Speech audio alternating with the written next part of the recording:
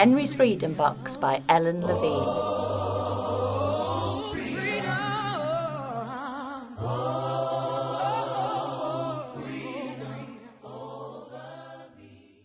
Henry Brown wasn't sure how old he was.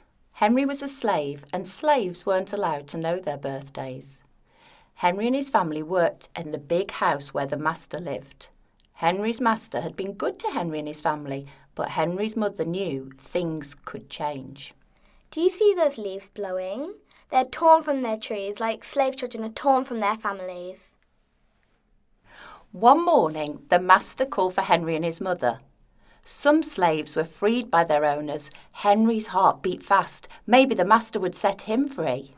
Henry, come closer and listen. I am very ill. You are a good worker, so I am giving you to my son. You must obey him and never tell a lie. Henry nodded, but he didn't say thank you. That would have been a lie. Later that day, Henry said goodbye to his family. Henry, you are going to work for a new master. Take a look high above the trees. Do you see those free birds? Those happy birds? Don't forget us. Never give up hope. Goodbye, my son. Henry worked for his new master's tobacco factory. He was good at his job, and he met another slave, James. Hey kid, welcome to the factory. Listen, don't tear the tobacco leaves or the boss will yell at you. Don't make a mistake or the boss will beat you with a stick. Be on the lookout. Besides his talks with James, Henry's days were lonesome. But one day, after work, Henry met Nancy. Good day, ma'am. Can I help you carry that basket? It looks mighty heavy. Oh, thank you, sir. You're great help. My name is Nancy. Hello, Nancy. My name's Henry Brown. This bread looks delicious. Will you be having it for dinner tonight? Would you mind if I join you? Oh, that would be mighty fine, Mr. Brown, but this bread is for my mistress. She's throwing a huge party and I must not eat one bite or she'll have my hide. Nancy and Henry walked and talked and agreed to meet again. Henry felt like singing, but slaves didn't dare sing in the street. Instead, he hummed all the way home.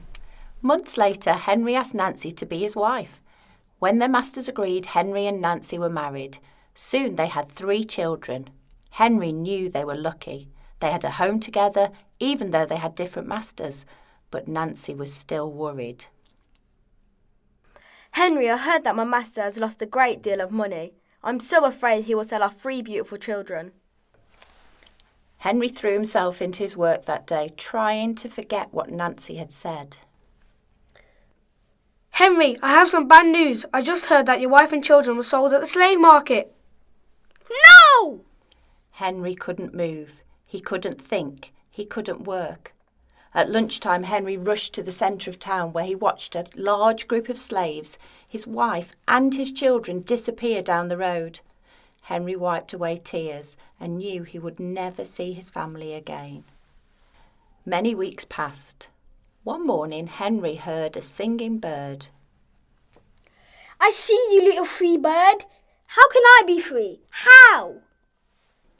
As he lifted a crate, he knew the answer. Henry met with Dr. Smith, a white man who knew slavery was wrong. Henry met Dr. Smith and James early the next day at an empty warehouse. I will mail myself to a place where there are no slaves. Henry, what if you cough and someone hears you? I will cover my mouth and hope. If you make it, you will arrive at my friend's home in Philadelphia. Here is the address. William H. Stilt, Arch Street in Philadelphia, Pennsylvania. The boss will try and come after you if you don't show up for work. You need an excuse. Henry winced as James poured acid onto his skin, burning it to the bone. Now the boss would have to let him stay home. Dr. Smith bandaged Henry's hand. They arranged to meet the next morning. The sun was not yet up when Henry climbed into the box. Ready. Dr. Smith and James took the box to the station by wagon. The railway worker took the box.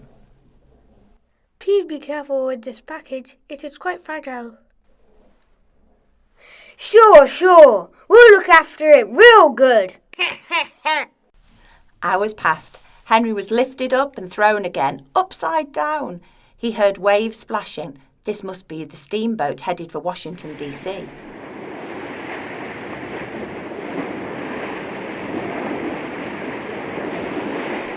Blood rushed to his head. His face got hot. His eyes ached. He thought his head would burst, but he was afraid to move.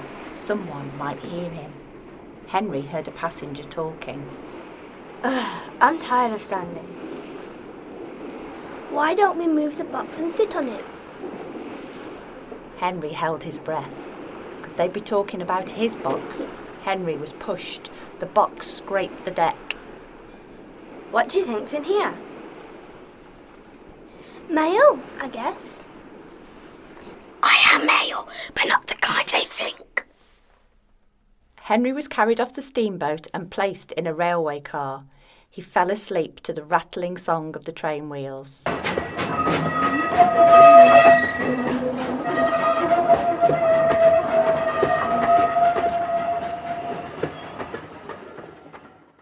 He awoke to loud knocking. Henry, are you all right in there? All right. The cover was pried open. Henry stretched and stood up. How do you do, sir? Welcome to Philadelphia, Henry. At last Henry had a birthday, March the 30th, 1849, his first day of freedom. And from that day on, I also had a middle name. Everyone called me Henry Box Brown. In the mid-1800s, there were about 4 million slaves living in the United States. Slaves were owned like tables or cows or wagons. Historians believe between 60,000 and 100,000 slaves escaped to freedom. They travelled on what became known as the Underground Railroad. The Underground Railroad, of course, wasn't a real railroad. It was all the secret ways slaves made their way from the south to the north.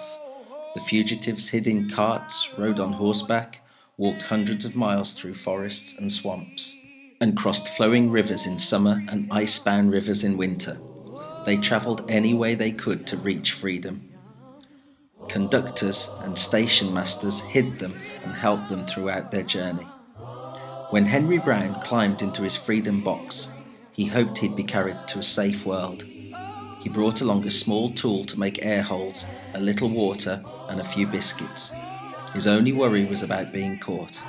Henry arrived safely in Philadelphia, having travelled 350 miles from Richmond, Virginia in 27 hours. His story made newspaper headlines in America and Europe, and Henry Box Brown became one of the most famous runaway slaves on the Underground Railroad, the man who mailed himself to freedom.